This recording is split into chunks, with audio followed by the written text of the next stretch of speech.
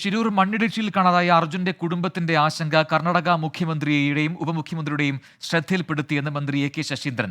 തിരച്ചിൽ തുടരുമെന്ന് കർണാടക ഉറപ്പ് നൽകി. സംസ്ഥാന സർക്കാർ സമ്മർദ്ദം തുടരുന്നുണ്ടെന്നും മന്ത്രി വ്യക്തമാക്കി.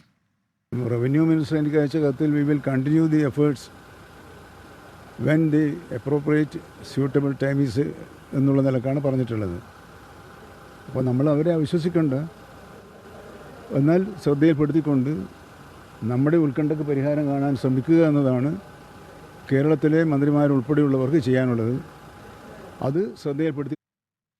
അരുൺ പൂപ്പറമ്പ വിവരങ്ങളുമായി ചെയ്യുന്നുണ്ട്. അരുൺ, നേരത്തെ നമ്മൾ കണ്ടതാണ് DK ശിവകുമാർ പറയുന്നത് തെരച്ചിൽ തുടരും, പക്ഷേ പ്രതിസന്ധിയായുള്ളത് അത് അവിടുത്തെ കനത്ത അടിയൊഴുക്കാണ് എന്ന് പറയുന്നു. അതേസമയം തന്നെ അർജുന്റെ കുടുംബം പറയുന്നു ഇതിൽ മനഃപൂർവ്വമായ ഒരു വൈകിപ്പിക്കലുണ്ട് എന്ന ആരോപണം. അപ്പോൾ അതിൽ ഇപ്പോൾ സംസ്ഥാന സർക്കാർ നിലപാടാണ് വനമന്ത്രി വ്യക്തമാക്കിയത്. നിലവിലുള്ള സമ്മർദ്ദം അത് തുടരുക തന്നെ ചെയ്യുമെന്നാണ് A.K. ശശീന്ദ്രൻ പറയുന്നത്. എന്താണ് മറ്റു വിവരങ്ങൾ?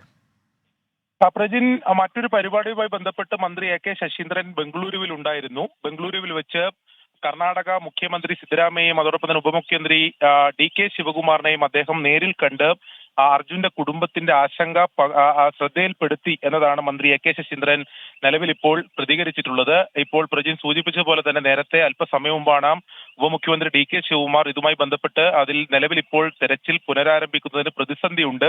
ഈ പുഴയിലെ അടിയൊഴുക്ക് ഉൾപ്പെടെ പ്രധാനപ്പെട്ട ഒരു വിഷയമാണ്.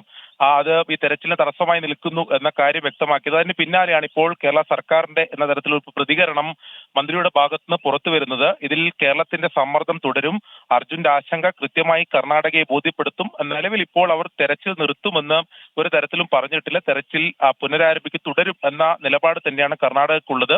അത് അവിശ്വസിക്കേണ്ട ആവശ്യമില്ല. അവർ പറയുന്നത് നിലവിലും വിശ്വസിക്കാം. അതിനോടൊപ്പം തന്നെ സർക്കാരിന്റെ സമ്മർദ്ദം സമാന്തരമായി തുടരുകയും ചെയ്യും എന്നതാണ് മന്ത്രി നിലവിൽ ഇപ്പോൾ വ്യക്തമാക്കിയിട്ടുള്ളത്. ശരി, അരുൺ പൂപ്പറമ്പയാണ് വിവരങ്ങൾ നൽകിയത്.